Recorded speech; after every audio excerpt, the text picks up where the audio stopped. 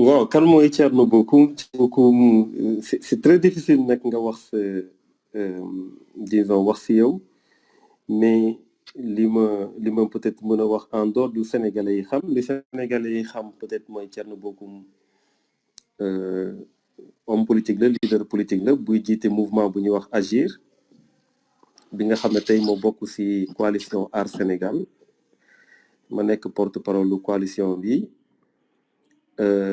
xam aussi je pense que ne Thierno Bocoum a été dans Rewmi membre fondateur nekkoon responsable de la communication nekkoon responsable de la jeunesse nekkoon aussi député à l'Assemblée nationale ci 12e législature bi 2012 2017 su loolu weesoo li ma si mën a yokk mooy man juriste là de formation waaye yàlla def na ma am formation bu xaw a transversale fii ma toll je suis doctorant en diplomatie relations internationales waaye it dama am lijaasa li jëm ci droit muy science de gestion droit des affaires internationales waaye tamit def naa njàngat boo xamante ne dem na ci droit et pratique parlementaire ma am ci lijaasa aussi def naa aussi communication ma am ci diplôme bu ñuy wax diplôme d'études supérieures en communication su loolu weesoo ci côté professionnel chef d'entreprise la en même temps damay joxe ay cours aussi dans l'enseignement supérieur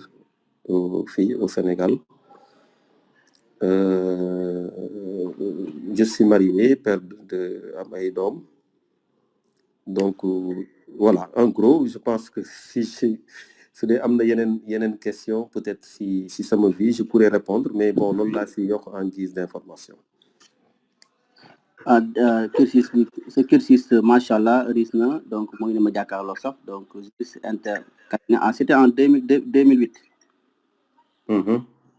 ok ba nga boobu est-ce que commencé woon da nga jékki ba nga amee sa diplôme yaa ngi doon liggéey wala da nga jéem a dugg si politique directement. non man politique bi vraiment dugg naa si te yëguma sax ne dugg naa si parce que en réalité ba may dugg si politique maa ngi liggéey j'étais cadre bon affaire du chantier de Thiès yi moom si dugaloon parce que y avait une injustice bu ma noté woon man nag je me doon koo xam ne dama contre injustice bëgguma nit ñu koy teg loo xam ne jaaduwul comme dama def droit jàng lu ñuy wax finance publique ma gis ñu accuser premier ministre si ay chantier de l'État te tudduñu si keneen maanaam boog quelqu'un qui n'est pas ordonnateur des dépenses qui n'est pas administrateur des crédits ñu jël ko bëgg ko tuumal si lu mel noonu boobu laa commencé na lii nag moom dafa yéeme d'autant plus d'ailleurs que population yi ñu si bëri explication bu ñu leen joxoon à l'époque moo nekkoon ñëw na ñu jox ko mu demaat ñëwaat laajaat ñu jox ko léegi nag weccet bi la ñuy laaj fan la nekk loolu yomb na Sénégalais yi su bëri nañ jàppoon ne effectivement loolu yomb na c'est na wax su weccet bi nekk alors que état bi doxee noonu donc man loolu moom mooy yéeg dugal si politique mën naa wax mais au début c'était juste combattre l'injustice après nag la ñu dem bon ba ma nekk si cabinet Idrissa Seck après ñu créer ensemble le parti Rewmi ma dugg secrétariat national nekk membre secrétariat national bon de fil en aiguille je suis devenu le patron des jeunes comme ni ñu koy waxee le responsable national des jeunes qui est un poste éminemment politique nga xam ne da ngay gérer ay jeunes sur le plan national et international donc mu doon responsabilité bu am solo parce que ba may nekk responsable des jeunes boo fekkoon na Idriss Seck moo nekkoon sur une période bii dañuy naan mooy nekkoon le leader de l'opposition c'est-à-dire que moom moo jëloon deuxième en 2007 après Wade donc réew mi nekkoon parti bu gënoon mag à part le PDS donc ñu nekkoon responsable jeune boo xamante ne si lañ côtoyé boobu en même temps Barthélémy Diaz moo nekkoon responsable des jeunes bu PS Bara Gueye moo nekkoon responsable des jeunes du PDS Abdou Mbow moo nekkoon responsable des jeunes de l'APR Zator Mbaye moo nekkoon responsable des jeunes de l'AFP donc ñu ñëpp si foofu la ñu xamante daanaka donc noonu laa nekkee duggee politique mun naa wax mais du woon daal ku jug ne damay dem defi politique dama si nekk si xeex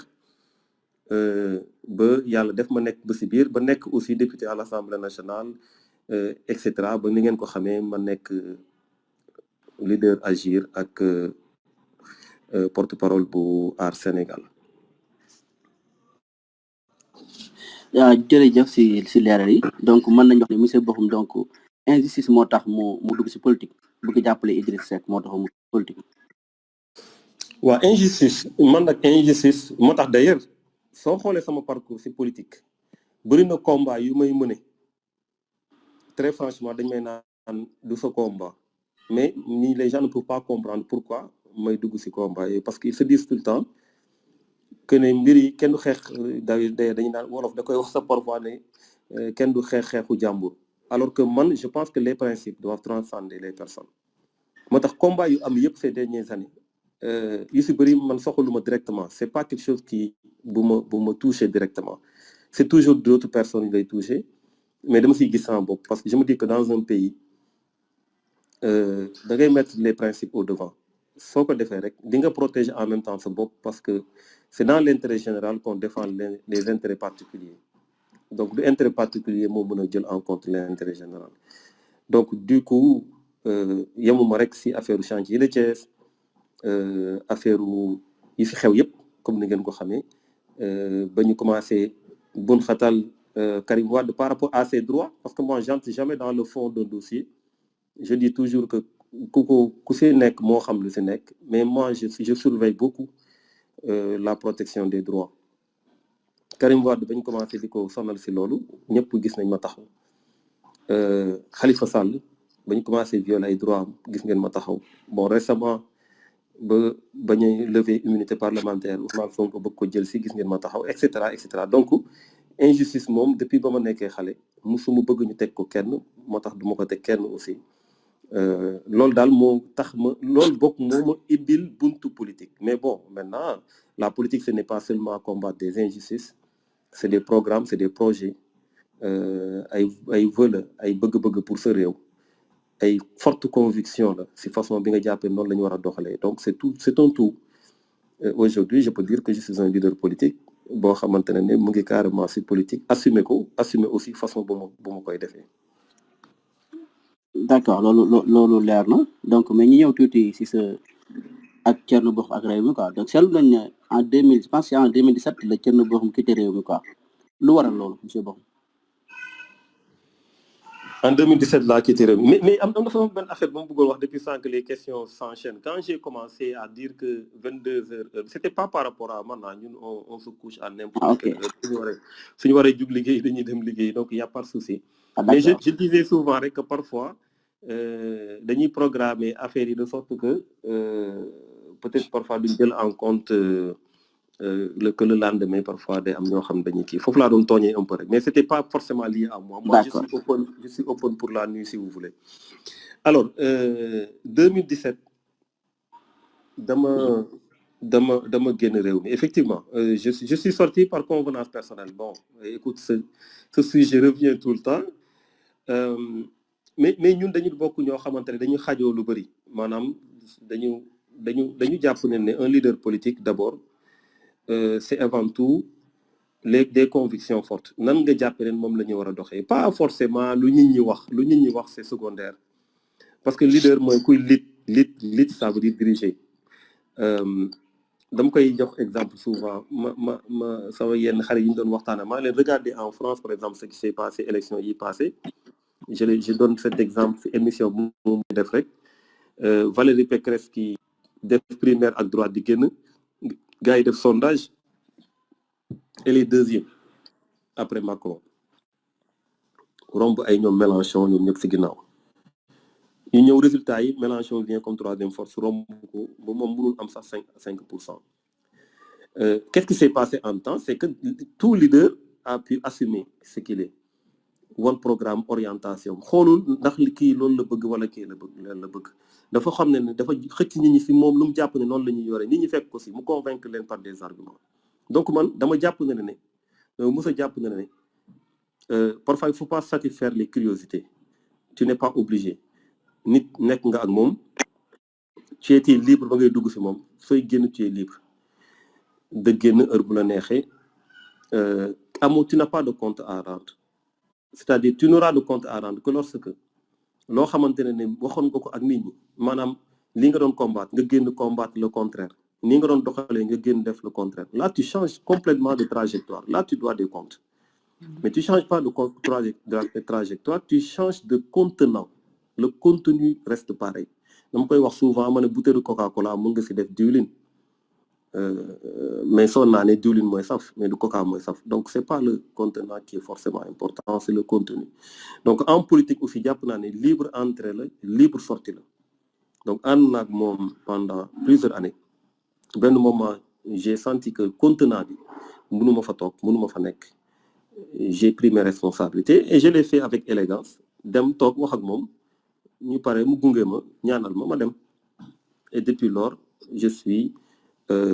dans Agir et je continue la politique. Mais monsieur Bokoum, est-ce que aussi nekkul la position de Idriss Seck ba mu di génne def numéro 2 du poste réew mi quoi kii monsieur votre collègue là ñu tudd ku nekk actuellement Yewwi Askan Wi. Déthié Fall. Est-ce que aussi nekk problème boobu la moo posé woon si nga quitté si nga moo taxoon nga quitté réew parce que ñu bëri loolu la yaakaaroon. Waaw xam nga la nature a horreur du vide quand tu donnes pas une explication sur une question qui intéresse tout le monde c'est clair et net que ne ku ne dina ko jox benn contenu la nature a horreur du vide du loolu rek am na ñu waxoon ne peut-être luñ ma dugalul si investiture yi pour ma nekk député en 2007 am na ñu ne peut-être yeneen ak yeneen les gens. waaw non foofu sax dama fiy yokk tuuti parce que xam nga 2017 la sa mandat jeexoon. 2017 la sama mandat jeex. waaw est-ce que loolu tamit mën na nekk aussi. waaw gis nga xam nga yow yaa ngi may xëccaat foofu ça veut dire tout simplement que nit ñi dañuy làmbatu mais ça n'a absolument rien à voir avec au moins ñaar yooyu ngeen di wax benn bi mooy Déthié il a été vice-président de Rewmi bien avant tout ça très longtemps depuis 2000 su ma juumul ay 2014 wala 2015 je sais plus mais yàgg na donc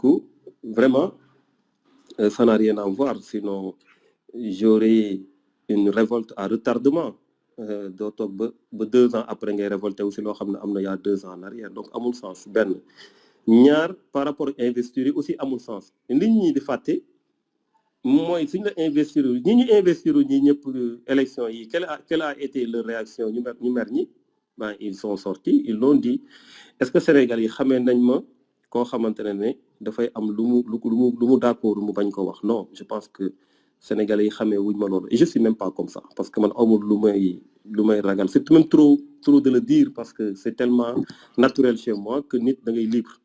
donc je suis pas si j'avais des kii si côté boobu dama koy wax soo gisee la réaction automatique de ceux qui n'ont pas été investis wala amuñu investir bu baax et cetera gis ngeen yéen ñëpp ça se manifeste très clairement man qu'est-ce qui s'est passé en 2017 en 2017 non seulement j'ai fait campagne mais j'étais le directeur de campagne de la coalition Manko Taxawu Sénégal man maa nekkoon directeur de campagne bi loolu du lu ndaw j'étais le directeur de campagne de la coalition Manko Taxawu Sénégal donc campagnal ñoo xam ne ñoo ma war a remplacer en 2017 donc munoo investir warul tax nga kii donc c'est à retardement non c'est une question liée à ma propre formation toog naa si wax ak autant le président Idriss Seck je suis une personne libre man maa duggoon maa toog ba si biir xam na ne li gën léegi ma génn je suis parti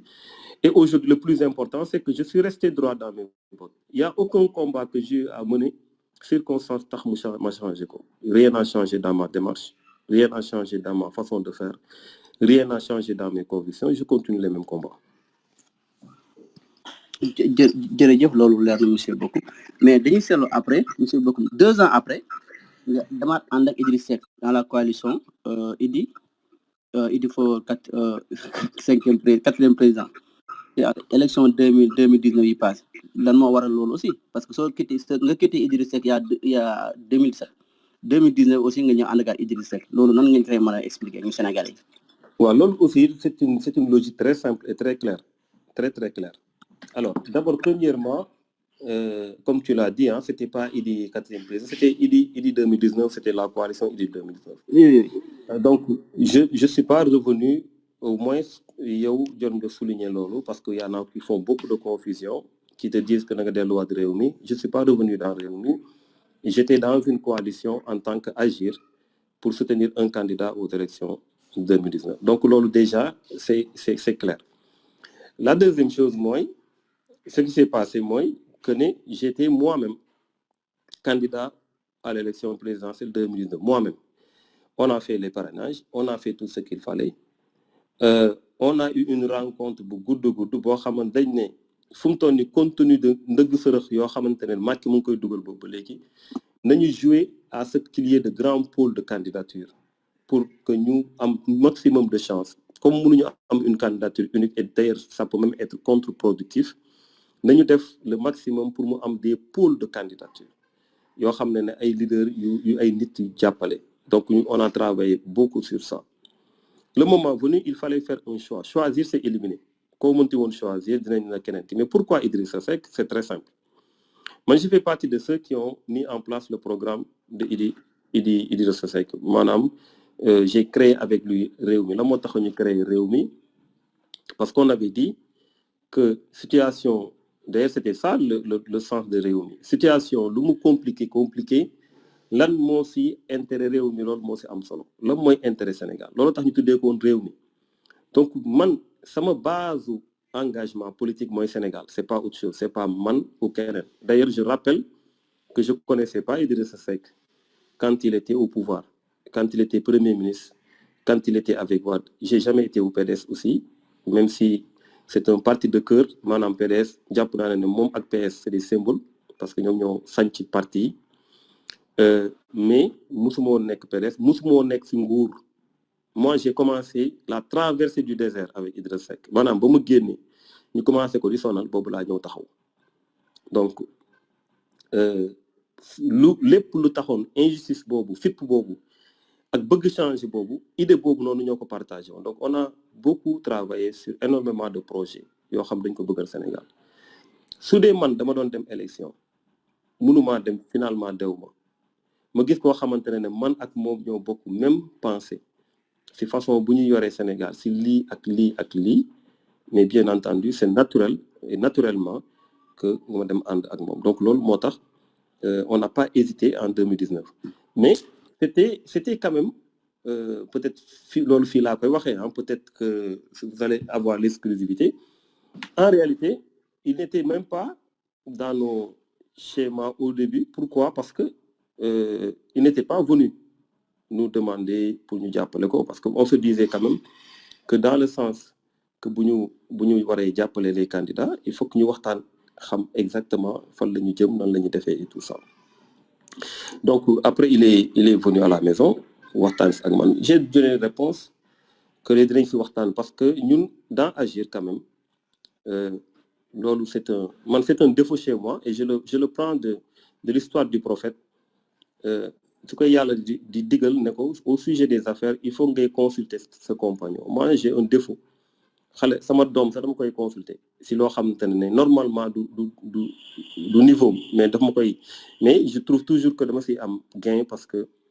dalay wax loo xam ne di nga ko mën a jël en compte si sa décision. Donc man j'ai ce réflexe de toujours partager pour prendre avant de prendre des décisions parce que les décisions tu les prends après nga dénk ko yàlla loolu la ñu yàlla wax. Donc on a discuté entre nous suñu biir waxtaanee ko et jour bu may jël décision di ko soutenir sax il n'était même pas au courant parce que en réalité le plus important c'était que véritablement par rapport aux offres yi ñu am ñu mën a xool lan moo si conforme par rapport aux conditions. foofu laa bëggoon ñëw sax mooy offre yi nga wax est-ce que yeneen candidats yi contacté woon na la wala ñëwoon nañ pour gis la comme li ko dal jot na de Ousmane Sonko ak Madické Niang ak waa PUR ñoo nekk yeneen ñetti candidats yi. yeneen candidats yi bien sûr ñëwoon nañu yeneen candidats yëpp contacté dañ ma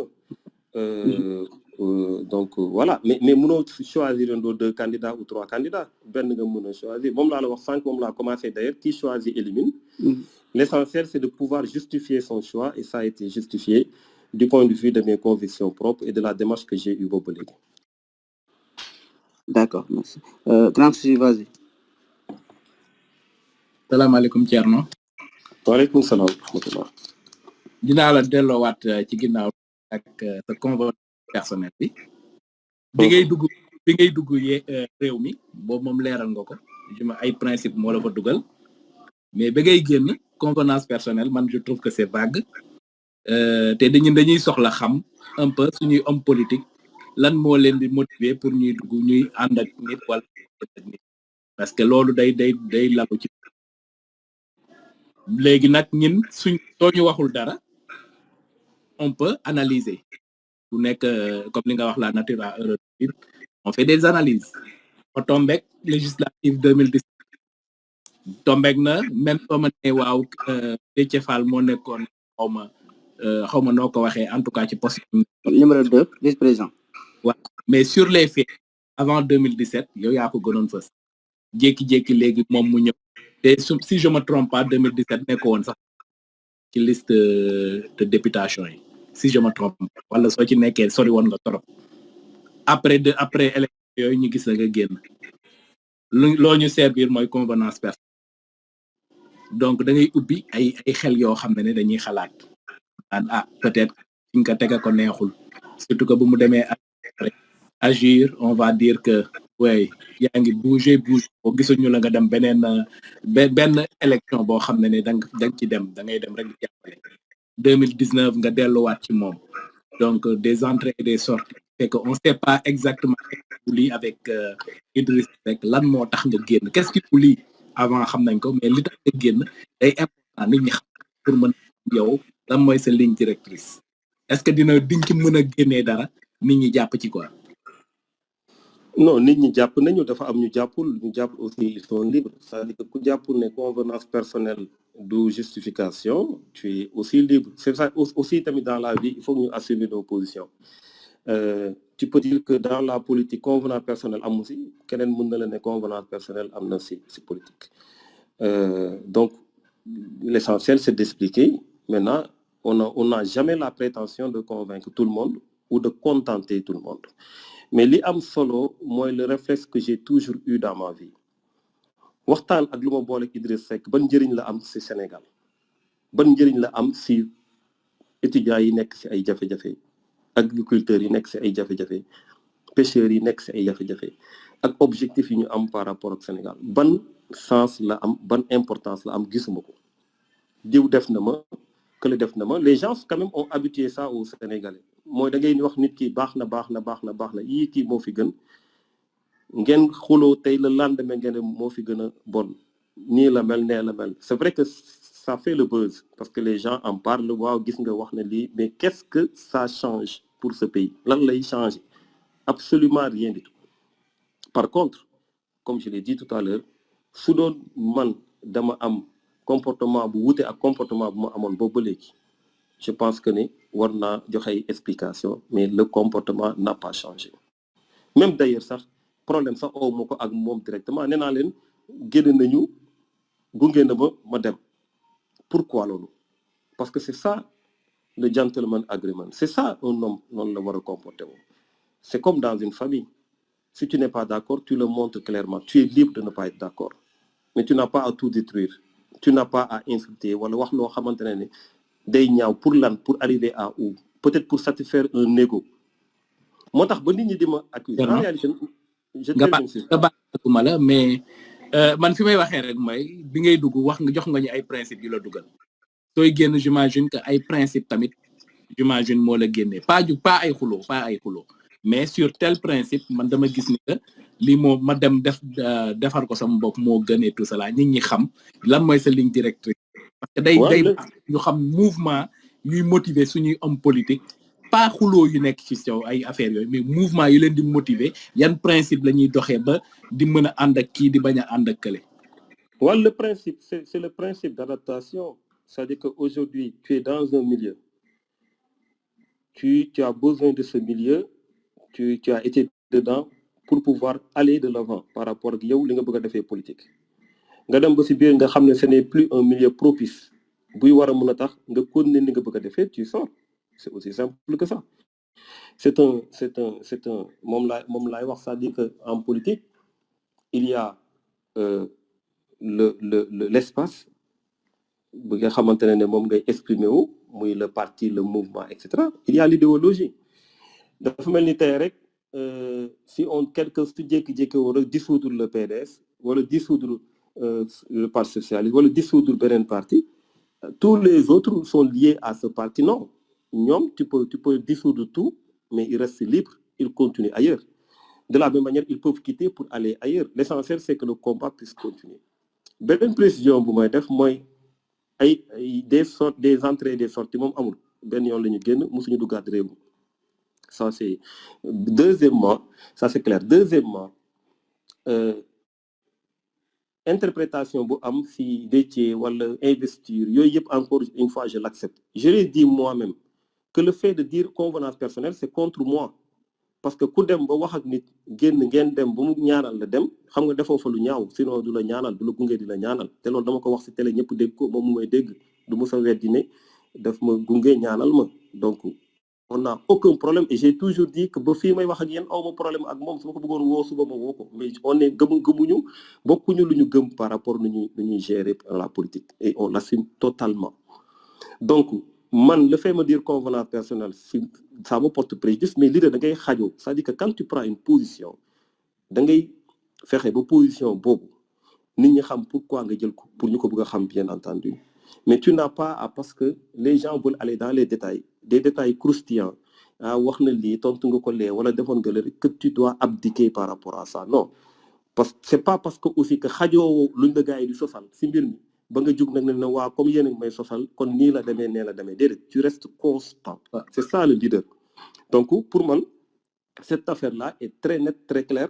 Ba ma sentir ne waroon naa dem, je suis sorti sans anicroche, sans querelle, sans rien du tout. Ce que les Sénégalais malheureusement ne sont pas habitués à ça. Mais je pense que pour moi la politique c'est ça. C'est comme les coalitions, c'est comme etc. soo leen di quitter jarul xuloo jarul xeex, lii nga gëmoon def nga ko, lii gëmatoo ko, nii nga gëmee nii ngay def, mais que tu sois conforme avec tes convictions, que tu sois conforme avec tes principes.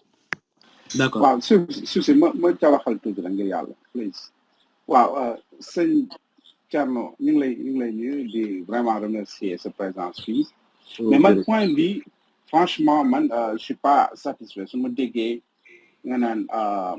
wax ñu li nga jote wala li tax nga génn sax amaluñu, ça ne sert absolument rien. Man je dis que en politique contraste bu amee dafa war a leer nañ, différence bu amee dafa war a leer si boppu askan wi, parce que au moment des choix, de faire des choix, su bopp si loolu la ñuy sukkandiku pour choisir Idrissa Seck fi mu far ak fii Thierno Bocoum far.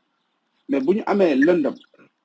loo xamante ne lëndëm na si diggante bi, vraiment day tey xel. te dama lay wax ni ñun ñi nekk fii, bon gars yi faral nañ ma si aar, bon mën naa nangu loolu, ñun ñoo war a nekk fii di jéem a justifier yenn seeni position yoo xamante ne même ñun xamuñu ko par rapport à Idrissa Seck, parce que Idi moo jóg dem rejoindre Macky. Donc ce qui veut dire par défaut yow opposant nga moom mu nekk si pouvoir bi. te contraste boobu gisuñu ko ba léegi les gars dañu bëgg a laxas aar Sénégal ne Macky la ñuy liggéey, loolu dégg nga ko j'espère. Donc yooyu yëpp loolu ngeen accumulé boobu ba léegi ñàkk leeral diggante jooju moo tax ba ñu ngi leen di dëkkal foofu jusqu'à présent dañuy am du mal à expliquer que non diggante bi dara amatu ci dara xawatu ci. waxuñu personnel nag, waa ji génn na parce que gisatu boppam, mais loolu c'est trop léger quand même comme excuse wala comme explication. Donc je crois que militants yeeg sénégalais yi en général mérite nañu lu leer nañ lan mooy contraste bi, lan mooy différence bi, lan moo leen wutale ba nga xam ne gisatoo ci sa bopp nga dem ber sa daara. Bon ñu lay ñaanal nag di la jàppale si ber sa daara yooyu, mais franchement affaire yi xaw na lëndëm, man moom loolu laa ci xalaat quoi. Ouais, mais j'ai pas de réponse à donner. Dafa lëndëm sa côté, man leer na sama côté. L'autre aspect bu may wax mooy que ne n'oubliez pas que ba ma génnee réew mi man lañ accusé woon ne damay dem si Macky. Donc on peut pas retrouver cette même accusation encore, ça n'a aucun sens. xam nga ñun on est très concentré sur ce qu'on fait. On vit dans une société boo xam ne nit ñi dañ lay dëkkal fu ne te duñu jéem sax xool sa parcours lan la yan combat nga mëne yan xeex nga def ban genre nit nga les gens se laissent déstabiliser ah kii wax na lii est-ce que sax du dëgg woy soo demee sax affaire bi nii la demee très franchement je ne suis pas dans ça d'ailleurs pour moi ça c'est manquer de respect à des gens yoo xam ne durant tout leur parcours ils se sont battus pour ce pays-là amul benn combat bu ñu manqué moi je suis ennemi de personne nekkuma fii di parce que jàppante nga kii da ngay taxaw saaga ko pour ñu ne woy àndul ak moom fii ñi ñu ngi fiy saaga ay nit di gisante ak ñoom si suuf ñun on est naturel lu ñu gëm dañ koy wax lu ñu gëm mooy lu ñu nekk boobu ba léegi ay kii réeroo wuñu ak nguur gi sëñ bi lu ma bëgg nga xam mooy ñun dañu proposer pour ñu nekk ay ministre ci dëkk bi dañu proposer lu leer nañ donc du ñu nekk di jouer ay jeu wu nekk ci pouvoir en même temps nekk opposition alors que am nañ possibilité dem cëru comme ñëpp donc il faut que mu leer ne ñun on est plus dans ça c'est-à-dire que ceux qui veulent jël ay affaires wala ay accusations di ko teg ci ay nit ça n'engage que ñun lu ñu nekk boobu ba léegi su dee Sénégalais yi mënuñu ko xam wala boog nit mënul dem gëstu xool kii lan mooy parcours am lan la nangu lan la accepté yan sacrifice la def pour ce pays mais ñun on le fera pour nous-mêmes et on se continuera à se battre pour ce Sénégal parce qu'on fait rien pour les autres loolu laa la wax sànq moi je suis un leader je me définis comme un leader je suis pas dans l'émotion way wàccal nga wax ak ñii parce que lii ak lii déedéet li ma wax leer na nañ li ma may dugg def politique tàgguwuma kenn ba mu si duggee léegi la moo tax nit ñi mën ma respecter lu am ñu bëgg ma si dugal c'est parce que xam nañ kuy Thierno Bocoum xam nañ ko si fulla xam nañ ko si fayda xam nañ ko si ay conviction xam nañ ko si bëgg Sénégal xam nañ ko si pare pour ay sacrifice monsieur Bocoum loolu leer na ñu continuer ñu bañ a dem si détail ok ñu ñëwaat tuuti monsieur Bocoum donc en 2019 élection yi passé bon comme ni ko Sénégal yi jàngatee gis nga quelques mois après ki nga xam ne Idriss Seck seen leader bi ngeen àndoon coalition Idy 2019 dem na fekki président Macky Sall pour liggéey ak moom dégg nga lu mu wax lu tax mu dem liggéey ak Macky Sall yow en tant que ku ko doon jàppale loolu noo jàngatee loolu déception nga ci am wala c'est beaucoup. waaw xam nga man j'aurais souhaité qu'on parle xam nga fu mu toll nii très franchement nag je suis pas en train j'aurais souhaité qu'on parle de toutes les questions mais xam nga li tax parfois mooy bëgg qu'on aille sur l'essentiel mooy ressentiment nit ndax lii kii décevoir na la ndax kii kontaan nga si moom très franchement gisuma trop ce que ça apporte au Sénégal tey su ma la waxoon je suis déçu wala ma ne la j'ai été très content gisuma lan lay mën a apporter par rapport à ce que je peux dire moi en termes d'offre politique muy aar bi nga xam ne créé nañ ko muy agir bi nga xam ne man maay président bi muy Sénégal bi nga xam ne nekk na si ay difficultés et cetera mais je m'excuse mais pour man na nga gisee kii ndax jour boobu jooy nga wala ree nga wala et cetera pour man très franchement amul benn lum ñuy apporter li si am mooy un homme politique bu mu mënti doon am nga droit taxawee nii wala nga taxawee ne man ce qu'on peut me dire pour lan demoo seeti Macky Sall pour lan demoo si Macky Sall wala truc je peux te répondre parce que gëwuma politique am gëwuma ne war na jëlee Sénégal si situation bii ñu ok kenn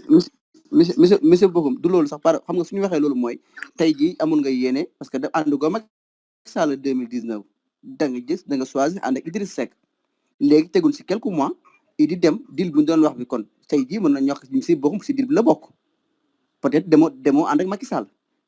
yéen sa yéene mooy nga jël Idriss ànd ak moom mu doon président mais quelques mois après war nga am déception parce que candidat bi nga bëggoon tey moom moo trahir peuple bi dem fekk ci président foofu la ñuy waxee.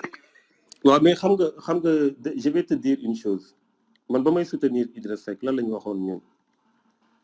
on avait dit d'ailleurs ça serait bien d'aller voir la lettre bu ñu bind le communiqué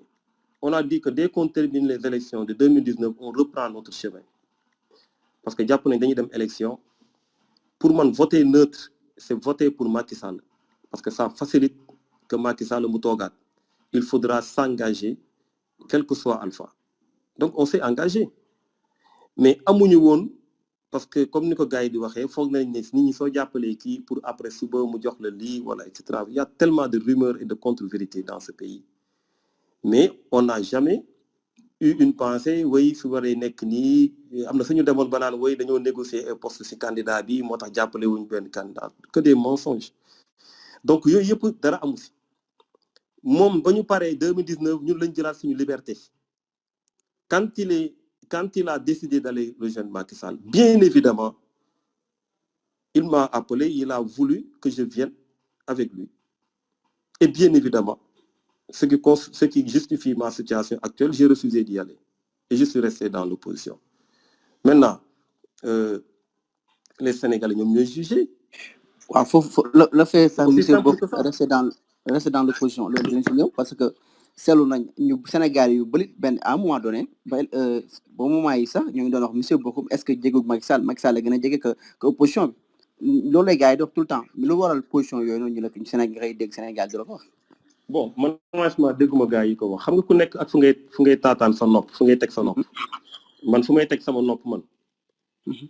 li may dégg mooy ñu ngi ci opposition bi ñu ngi mëne ay combat pour changement am ñu ngi xeex pour que troisième mandat du am ci réew mi ñu ngi def tout pour que sénégalais yi ñu jóge situation yi ngi nekk ñu ngi propose ñu ngi def ay propositions on devient une force de proposition sur chaque question yoo xam ne ñu ngi koy évoquer ci réew mi donc xawma nag keneen fu mu taataan noppam ak keneen lu mu wax parce que tu sais c'est trop facile de dire aux gens oui dafa mel ni da ngaa jege fële xam nga ni tax man yu wax yooyu du ma si mën a sori parce que moi je n'ai de leçons à recevoir de personne le jour où j'aurais décidé dans ma vie d'aller bokk fedd wala bokk fenn je l'aurais assumé totalement parce que moi mes combats je les assume totalement quand je me battais ici dans ce pays depuis 23 juin avant 23 juin def la prison dem Assemblée nationale def les réformes yoo xam ne musul am de l'histoire politique du Sénégal j'ai été le premier président de la commission comptabilité et de contrôle de l'Assemblée nationale pour demander ay comptes j'avais rang de ministre ñu dàq ma may xeex pour askan bi def ay sacrifices je le faisais d'abord pour moi parce que loolu ma gëm la donc quand quelqu'un qui ne connaît pas l'histoire qui ne connaît pas la démarche de quelqu'un xamul parcours am taxaw rek fu mu taxaw naan woy dafa mel ni sax kii dafa ànd ak Macky woy dafa non ça c'est des enfantillages yooyu du ma si tontu li ma mën a wax daal mooy ku xool sama parcours xam ne Thierno Bocoum a été toujours droit dans ses bottes li ma bëgg a wax moom laay wax fu askan bi féetewoo moom laay féetewoo saa yu ko laajee et à chaque fois ñuy mener des combats dans ce pays là j'ai été toujours au devant amul benn combat de principe ma daaneel foofu rek amul benn combat de principe je parle pas des combats circonstanciels nga xam ne parfois kii jàppale kii lii waxuma loolu amul benn combat de principe dans ce pays bu ma raté wala bu ma nekkul au cœur amul on peut citer bu si ne dinaa ne lan laa si def ak ban façon laa def fii xeex nañ fi combat yoo xam ne suñu doon réunion sax dañuy dindi suñuy batterie teg donc on n'a pas de truc ce qui nous fait avancer c'est pas de répondre à des gens qui sont derrière des claviers wala derrière des trucs wala am na peut-être suñu far wala et cetera di indi ay tour di teg ça on l'a dépassé ñun on est assez quand même prêt assez résilient pour mën a dem de l'avant bañ a gestu si ay accusations yoo xam ne teguwul fenn donc question yooyu vraiment du ma si sori. ok monsieur Bocoum fu askan bi féetee ngay féetee loolu nga si sa parole la nekk mais dañuy seetlu ni après 2021 bi 2021 bi ñu nekk bu passé monsieur Bocoum gis na la nga génn d'après bu coalition Yewwi Askan bi taxawee wàllu taxaw nga félicité leen na leen lu tax wax boolewul la si lu waral sotti boobu noonu monsieur Bocoum. Bon, c'est dommage que je me mette à réexpliquer musuma ŋàññi coalition Yewwi Askan bi wala coalition Wallu man ba may wax il y avait pas de coalition il y avait une initiative de l'opposition et j'ai dénoncé loo xamante ne tey ñëpp ñu bëri ñu ngi koy gis mais du ma si sori parce que moi je suis un homme politique avisé quand je dis des choses je sais que l'histoire me donne toujours raison parce que du ma waxantu parce que aussi lu may wax dama koy teg ci ay faits yu leer nañ jamais au plus grand jamais ma accuser ay nit wala waxoon leen loo xamante ne na amul et du coup le résultat ñëpp gis nañ ko donc je n'ai pas fustigé Yewwi wala Wallu wala tey sortie bu ma def c'était lié à benn coalition bu ñuy wax boo xam dañ ko waroon teg une large coalition de l'opposition mu am nag genèse am fu mu commencé si je dois revenir sur ça peut-être que yéen ñëpp suivre ngeen sama point de presse moment boobu mais ce que je peux dire pour ne pas revenir vraiment sur ça j'espère que ce n'est pas l'objet de trucs ouais. Mais c'est pour dire tout simplement que moi j'ai été saisi par des leaders waxuma la dama dem fête ay leaders parce que parfois les gens racontent n'importe quoi ils vont te dire oui fii la ñëw négocier fii la ñëw di fii la la moi j'ai jamais été chez aucun leader sauf pour défendre taxaw la su dee am na donc les gens sont venus je pouvais partir vers eux aussi mais dans les questions de principe les gens sont venus me dire voilà li lañ bëgg a def dañ bëgg a dajale l'opposition yow kii ñun ñëpp dañ bëgg a kii c'est une très bonne chose excellente chose fekk je l'ai théorisé pendant longtemps parce que man gëm naa ne en dehors de l'aspect légal tey en dehors de l'aspect légal qui interdit à Macky Sall d'avoir un troisième mandat il y a l'approche dissuasive boo xamante ne ça nous sera d'un grand apport approche dissuasive boobu mooy nan lañu def pour mu xam ne il est minoritaire dans ce pays donc pour man élection locale yi ça pouvait être une grande opportunité parce que man yàgg naa wax gars yi ma ne leen élection législative dafay xat parce que soo jëlee 10 leaders góor rek 10e bi il est 20e sur la liste te fii leader boo fi teg 20e sur la liste nationale problème am la preuve li yëpp di xew nii waxoon nañ ko donc j'ai dit que la meilleure manière de régler cette question du législative yi si locale yi la parce que local yi tu as près de 600 collectivités et rares sont les leaders yoo xam ne ñoo bokk collectivité donc on peut travailler de sorte que leader bu ne dina am fu mu nekk te su boobaa le gars va savoir que il est minoritaire dans ce pays là donc ce vœu ma jeexal foofu ce vœu a été partagé par beaucoup de leaders yu ma cité yëpp ñëw nañ wax ak man fii ak ñeneen on a engagé le projet ñu engagé projet dem ba si biir on a vu autre chose yu méngawul ak lu ñu wax et on l'a dénoncé on est passé sur autre chose c'est aussi simple que ça donc pour moi la vérité s'appelle la vérité qu'on le dise contre un opposant ou quelqu'un qui est au pouvoir la vérité s'appelle la vérité et quand tu dois dire les choses tu les dis parce que loolu mooy tax ñu changer suñu réew j'ai l'habitude de le dire pour ñu bénéficier wu ñun ci suñuy ressources yi ñuy am muy ressources naturelles yi muy ressources humaines yi etc. il faut nécessairement que ressources bu gën a am solo te boobu ñu manqué la ko loolu muy les valeurs et les principes et l'éthique ñu am ko ñu wut ko ñu teg ko parce que loolu moo mën a véhiculer yeneen ressources yi fekk ñu ngi am ay leaders yoo xam ne dañuy toog seeni piscine ak seeni kër ak seeni affaires yu baax jaral leen ñuy signer ay contrats contre les Sénégalais on sera toujours dans des difficultés donc dans ce pays là il y a une question d'éthique et de valeur boo xam ne kenn waru ko négocier donc quand il y a des choses à dire il faut le dire maintenant c'est pas contre des personnes ça ne sera jamais contre des personnes mais les gens aussi apprécient comme ils l'entendent ce qui est important c'est que nga nekk ci say convictions nga def loo xamante ne sa aqulaay taalaa nga ko defee. ok kenn monsieur Bocoum nga baal ñu juste rek pour benn question si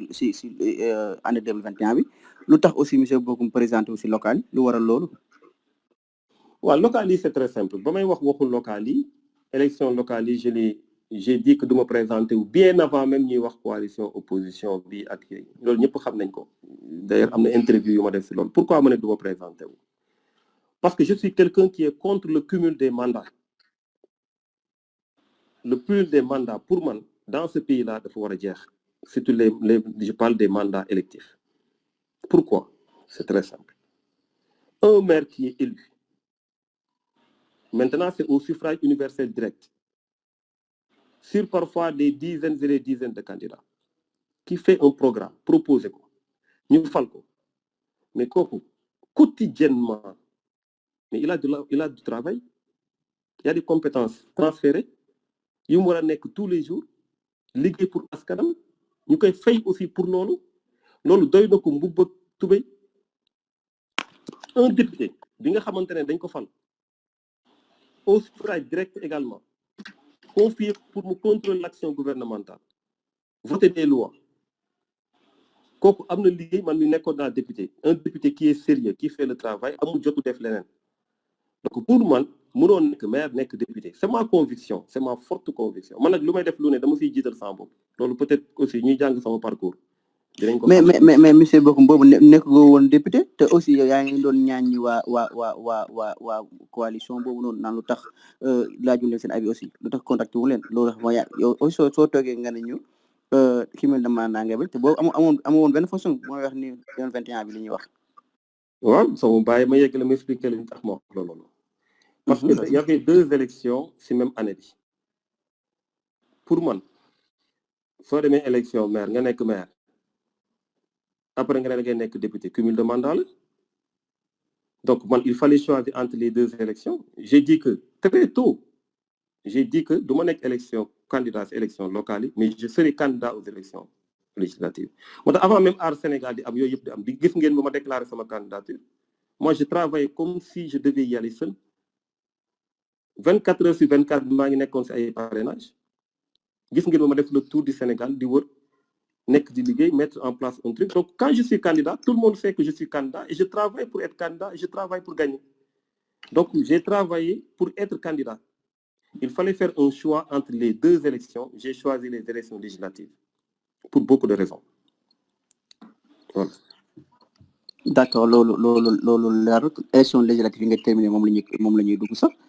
gis nañ ne monsieur Bocoum sa parti Agir ak Awalé ak monsieur Thierno Alassane Sall def ngeen benn coalition bu tuddee Aar Sénégal est-ce que mën nga ñu ñëw nan ngeen def ba coalition bi taxaw. te aussi pour rappel yaay porte-parole bi. waaw coalition Aar Sénégal nag dafa juddu ci anam boo xam ne mun naa wax ne bëgg la bu leader yi am les différents leaders parce que ñoom ñëpp ku ci ne xamante nañu daanaka ñun ñëpp suñu biir Abdourahmane Diouf man ak moom ñoo bokkoon parti Rewmi Thierno Alassane Sall je le connais depuis très longtemps mu nekk suñu grand suñu xarit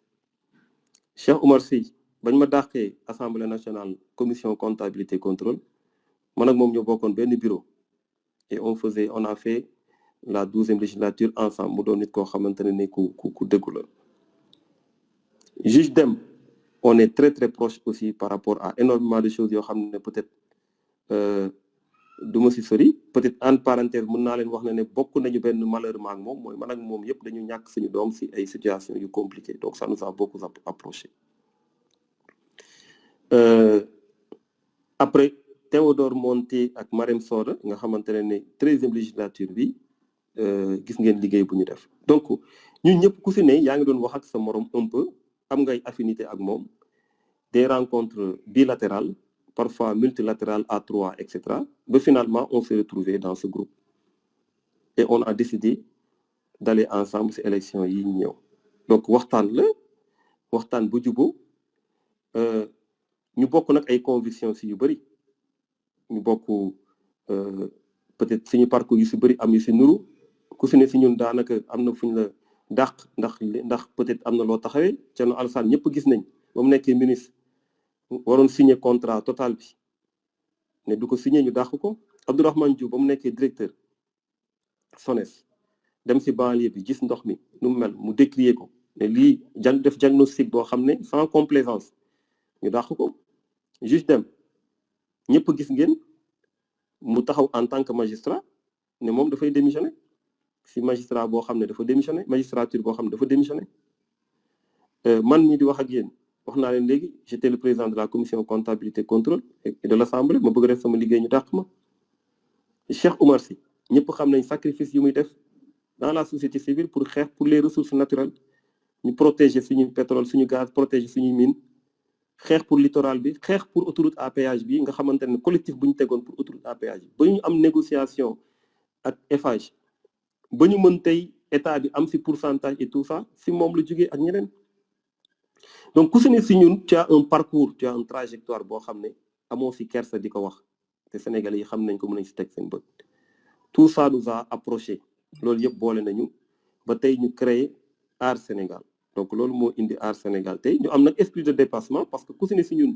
mënoon na jiite liste mënoon na amee lii mënoon na nekk porte-parole mënoon na nekk coordonnateur mënoon na et cetera mais on a discuté jiital Sénégal am esprit de dépassement ku si ne bàyyil lii sa morom ba ñu déggoo pour mën a teg mettre en place la grande coalition Aar Sénégal. merci loolu leer na monsieur beaucoup mais Aar Sénégal ba mu taxawee gis nañ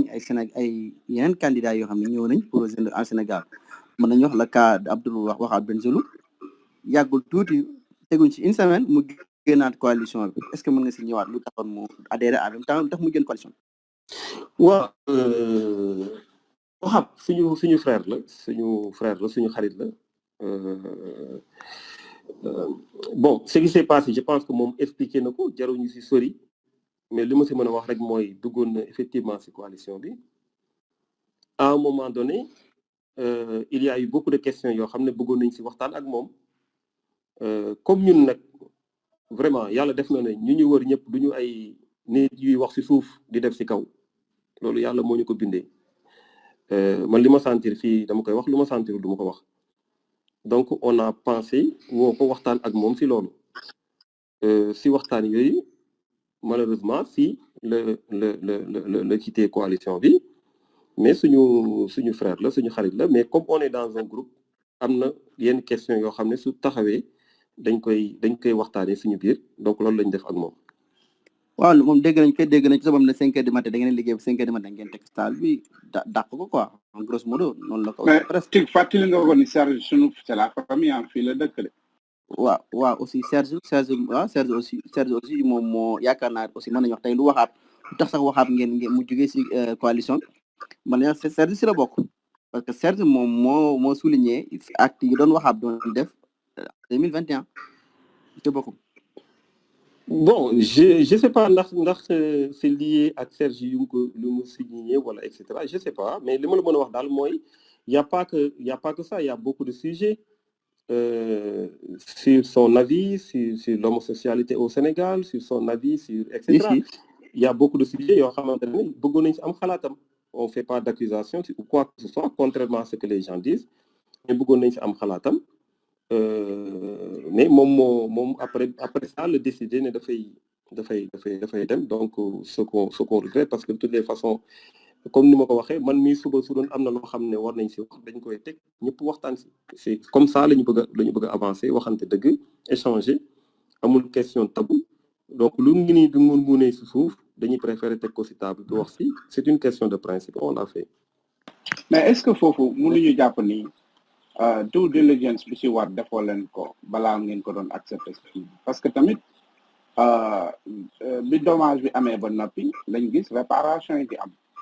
parce que li mënoon nañ ko éviter bu ñu xooloon background waa ji balaa ñu ko doon accepter waaw mën naa juum nag mais man loolu laa jàpp. Serge wax na leen ko sax Serge na leen wax. effectivement Serge mënoon na bokk si enquête bi mu jàppale leen si kuy waa ji fu mu ko xamee ñoom it ñu dem wër seen yeneen information ñu def maanaam dajale information yi assez d'information pour déterminer ndax kii li mu gëm compatible nag li ngeen gëm ou pas mais malheureusement 24 heures ou 48 heures yu chaotique ngeen dund si mbirum benn waay yoo xamante mënoon na leen yàqal seen liggéey. waaw loolu approche la nit mën nga njort aussi que lii moo am wala nga gis leneen rattrapé la comme man mii Thierno Bocoum sama exemple laa mën a joxe parce que mënuma tudd keneen mën nañ dem ba si biir ñu gis ne Thierno de lii de wala lii ak lii su boobaa aussi tamit dañ may woo rek ça veut pas dire que on peut pas tout connaître parce que aussi les gens ne sont pas tout le temps sur les réseaux sociaux les gens ne sont pas tout le temps informés de ceci ou de cela donc de bonne foi très franchement tu collabores avec les gens mais dès l'instant qu'il y a des questions tu les poses ça veut pas dire nag que tu l'accuses tu accuses quelqu'un wala quoi que ce soit mais tu les poses voilà tu les poses en toute responsabilité et on en parle parce que ñun si suñu taxawaay dafa am suñuy principe dafa am yu ñu gëm ak lu ñu namm pour réew mi donc suñu gisee loo xamante ne peut-être méngoowul ak loolu dinañ la laaj nga wax ak ñun nga expliquer ak ñun parce que ànd aussi noonu la dañuy waxante dëgg. D'accord monsieur grand vas-y waaye est-ce que duñu bàyyee Serge ci même lancé bi après ñu ñëwaat. man sama Serge waaw Serge bismillah. non non Ah, mais Serge est là. mais grand naka mu Mais ziar naa la mon frère. maa ngi lay ziar yaa ngi si jàmm maa ngi si jàmm jaajëf. alhamdulilah Non, non je non savais même pas que tu étais là. Dama dégg Serge rek nga xaw ma woon yaa non ngi fi mais sax. yow xam nga soo fi nekkee naa la déglu cool. Non, non, mais c'est bon. Enfin, moi, je trouve que ça a été très bien répondu, hein, parce que waxtaan bi aussi loolu la woon. Bon, man, ce que j'ai trouvé dans l'affaire Wahab très dommage, moi, que effectivement, mënoon nañ ko régler d'une autre manière. Mënoon nañ ci bañ a yegg quoi. Man loolu laa jàpp. Mais comme je dis, après tey mën na doon loo xamante ni on peut dépasser ça. Mais c'était assez dommage. Man, personnellement, ça m'a beaucoup touché. Mais à ta décharge à toi, man, j'aimerais préciser, bi may wax keroog que bi may wax nee naa que wax naa ak ñi ma nar a waxal parce que je vis toujours di tudd tur wax naa ak ñi ma nar a waxal en interne te wax naa leen li ma xalaat ci Wahab d'accord que jàpp naa ni kii warul nekk fii malheureusement dem nañ ba finaliser son entrée dans la coalition loolu posé na woon man ma mën a génn donc je dis pas que Thierno laa waxal je dis pas que Abdourahmane laa waxal wala Thierno Alassane non mais loolu je tiens quand même à dire ça pour mettre très à l'aise Thierno sur ce coup-là peut-être que moom sax yëgul ne am na ku ma waxal sur cette affaire-là mais ça reste toujours dommage quand même parce que bon Wahab defe naa gars yi ñu bëri xamoon nañ li mu doon man je l'ai pas attaqué sur la question de l'homosexualité parce que dem souci def naa yow yaa ma envoyé le lien de sa sortie là à la télé bon je l'ai pas attaqué sur la question de l'homosexualité mais je l'ai attaqué sur plusieurs points notamment mooy affaire u mars 2021 son comportement et comment il a insulté la jeunesse mais le deuxième point bi sax moo doon li gën a important mooy qu'il n'a jamais dit qu'il quittait le président Macky Sall ou bien qu'il arrêtait son soutien au président Macky Sall donc à partir de ce moment-là pour moi il n'avait rien à faire dans une coalition comme AAR dans la mesure où on se réclame de l'opposition on dit que nous voulons faire face au pouvoir donc loolu mooy tax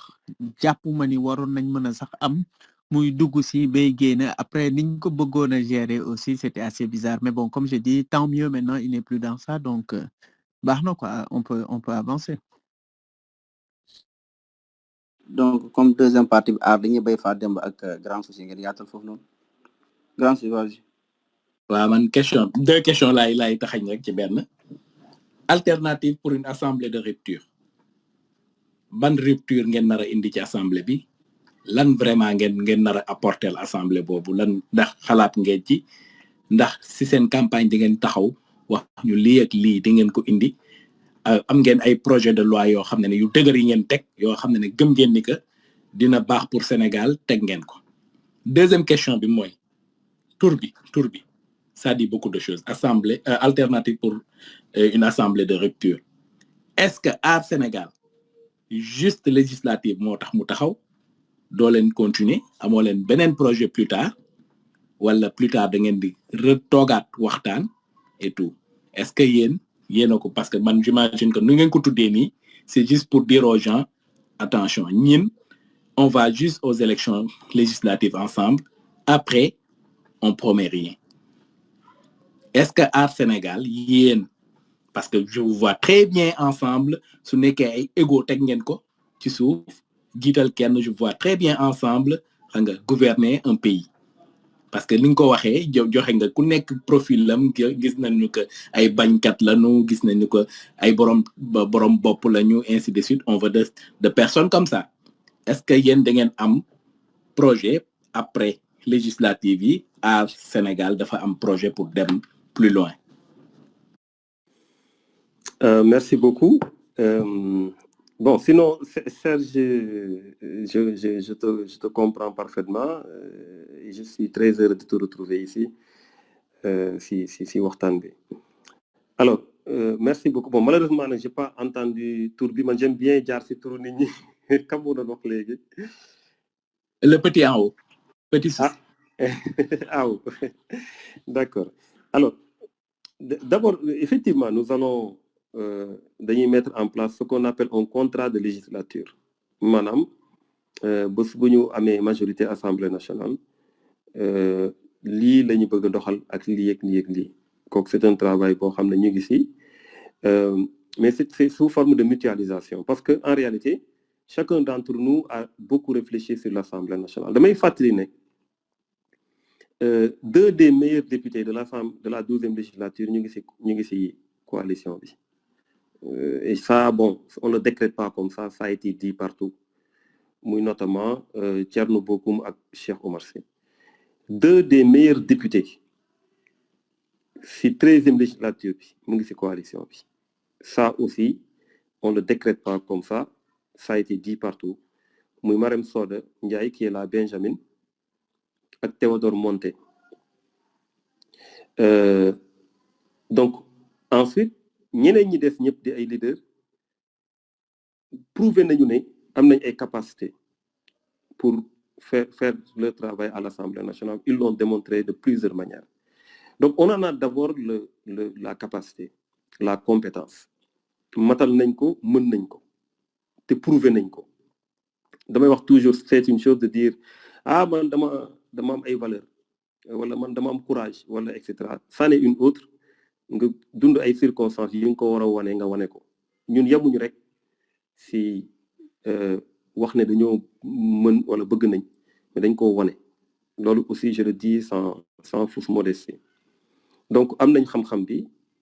am nañ taxawaay bi prouvé nañ ko en dehors de ça nous permet nag loolu xam bañ fa jaaree ginnaaw bañ fa jaaree xam lan moo fa manqué ak li fa war moo tax dañuy def travail boo xam ne contrat de législature la sur des points yoo xam dañu si war a d'accord parce que tey soo dégloo sax ñuy gën di def ay sorties ñu si bëri dañ lay jox ay piste ne la suñ demee lii la ñuy def fii la ñuy def léegi loolu yëpp la ñu war a dajale xool nan lañ siy waxtaanee suñu biir ba xool lu si gën ñu proposer ko population donc effectivement il y aura une proposition si population yi mais li ma la mën a wax aussi mooy que ne sur le contrôle de l'action gouvernementale sur l'évaluation des politiques publiques parce que tey am na député yu bëri yoo xam ne soo leen waxee li politique publique xamuñu ko soo leen waxee li évaluation politique publique xamuñu ko parce que pourtant ça entre dans le prérogative soo leen waxee li contrôle de l'action gouvernementale ñoom peut-être ñëw taxaw député ministre bi taxaw ñu poser question rek lañ ciy xam ñu siy def question d'actualité question orale question au gouvernement ñoo xamante ne pare nañu pour mën a teg des commissions d'enquête parlementaire et cetera ñu si bëri xamuñu sax nan lañ koy defee donc ñun dañ bëgg a révolutionner les choses ñu joxe assemblée pouvoir bu mu war a am yëpp parce que assemblée aussi day participer sur l'équilibre des pouvoirs tey le président de la république a tout phagocyté tout sooy xool le pouvoir exécutif daanaka rek moo am assemblée caisse de résonance la donc dañ bëgg a révolutionner mbir yi moo tax on m'a parlé de rupture lu fi doon am boobu ba léegi mu changé parce que législature yi passé yëpp da ngay citer ay député ne kii de jàmbaar la kii de jàmbaar la boo commencé wax kii jàmbaar la rek xamal ne yaa ngi constater un échec parce que Assemblée nationale c'est un collectif qui le fait marcher ay nit yu bëri ñoo koy marché ndoo parce que ñoom ñooy yëkkatee ndoo di dóorandoo à travers des lois à travers des actions parlementaires yoo xamante ne dafay indi mucc bu baax pour Sénégalais yi donc il faut un collectif moo tax ñun je le dis souvent notre candidat consensuel c'est le collectif mooy jàpp nañ ne groupe bi ak casting bu ñu def ak profil yu ñu am wax dëgg yàlla amul demal maa ngi ñëw amul hésitation que nous sommes capables d'apporter des ruptures à l'Assemblée nationale maintenant Sénégalais yi nag ñoom ñooy tànn ñoom ñooy xool lu ñu bëgg ak lu ñu bëgg mais loolu moom kenn mënu ko naatable alors aar Sénégal ndax day yem si kii bi non c'est vrai que aar acronyme la